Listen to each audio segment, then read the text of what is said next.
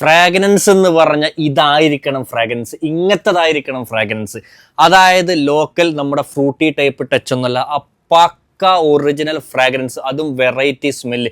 അതായത് perfume touch smell വരുന്ന ചെറിയൊരു സാധനം, വാക്സ് ടൈപ്പിലുള്ള ഒരു സംഭവമാണ്. പക്ക എന്ന് പറഞ്ഞു കഴിഞ്ഞാൽ നിങ്ങൾക്ക് 100% നിങ്ങൾക്ക് ഇത് കാറിൽ വെച്ച് കഴിഞ്ഞാൽ ഉറപ്പായിട്ടും ഇതിൻ്റെ മാറ്റം നിങ്ങൾക്ക് കാണാൻ വേണ്ടി പറ്റും. 4 ഫ്രാഗ്രൻസിലാണ് അവൈലബിൾ ആയിട്ടുള്ളത്. ഒന്ന് നമുക്കിത് ഊത് വുഡ്, എനിക്ക് ഏറ്റവും ഇഷ്ടപ്പെട്ട ഒരു സംഭവം, പക്കാ ഊത് ഫ്ലേവർ വരുന്ന ഊത് വുഡ് വരുന്നൊരു സംഭവമാണ്. രണ്ടാമത്തത് റോസ് ഡ്യൂ, അത്യാവശ്യം ലൈറ്റ് ഫ്രാഗ്രൻസ് സംഭവം. പിന്നെ വരുന്നത് നമ്മളെ വൈറ്റ് മസ്ക്. ഇതൊക്കെ നല്ല എന്താ പറയുക, നമ്മളെ ഒരു പെർഫ്യൂം, ബോഡിയിൽ അടിക്കുന്ന ഒരു പെർഫ്യൂം ടച്ച് വരുന്നത്, ഫ്രൂട്ടി ടച്ച് വരുന്ന സാധനമല്ല.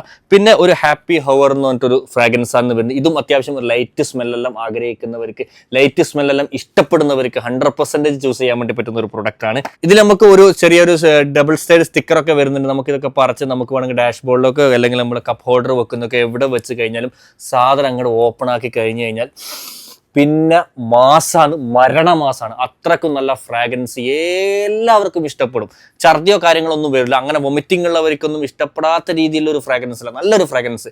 ബ്ലാക്ക് ഔഡോറിൻ്റെ നല്ല ബ്രാൻഡ് സാധനം ഹോൾസെയിലായിട്ടും റീറ്റെയിലായിട്ടും ഒരുപാട് ക്വാണ്ടിറ്റി അവൈലബിൾ ആയിട്ടുണ്ട്. വേണമെന്നുള്ളവർക്ക് നമ്പർ ഞാൻ അടിയിൽ കൊടുക്കുന്നുണ്ട്, കോൺടാക്ട് ചെയ്തോ.